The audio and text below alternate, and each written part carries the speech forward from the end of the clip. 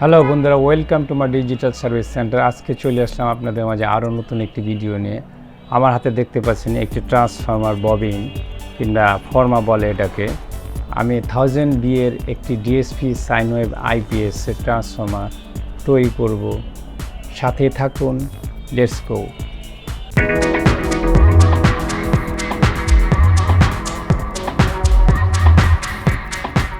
প্রথমে আমি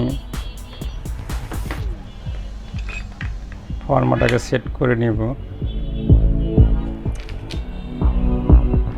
এখানে টোটাল 25 টান আসছে। আমি এখন সেপারেটর ইউজ করব।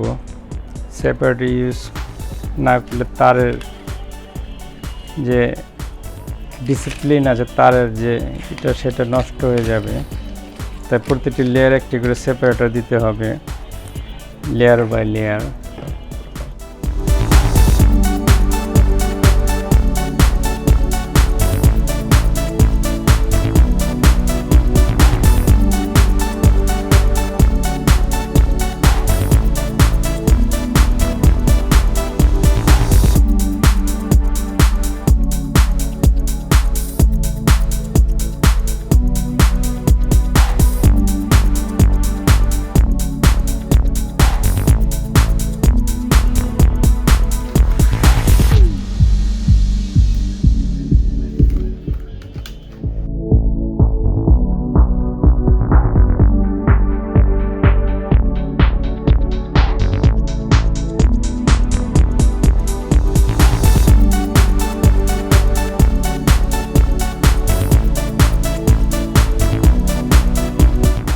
এটা শেষ লেয়ার।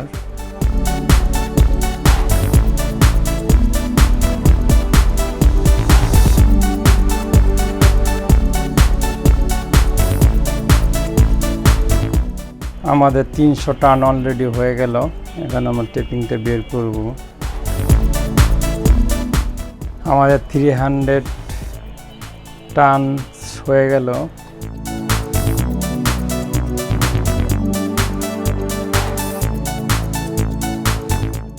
অলরেডি আমাদের 300 টানস হয়ে গেছে। এখন লাস্ট সেপারেটর দেওয়ার পালা, ফাইনাল সেপারেটর দেওয়ার পালা। বন্ধুরা, হয়ে গেল আমাদের প্রাইমারি উইন্ডিং।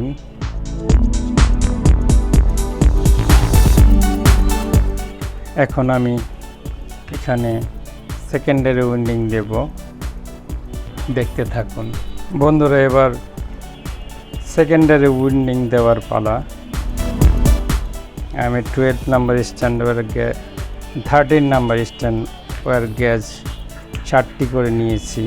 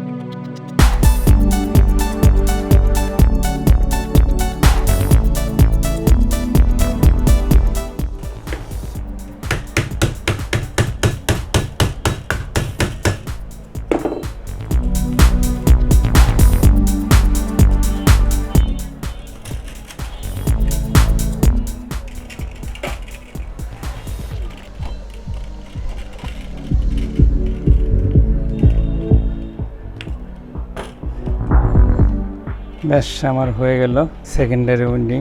এখন ফাইনাল টেপিং করব।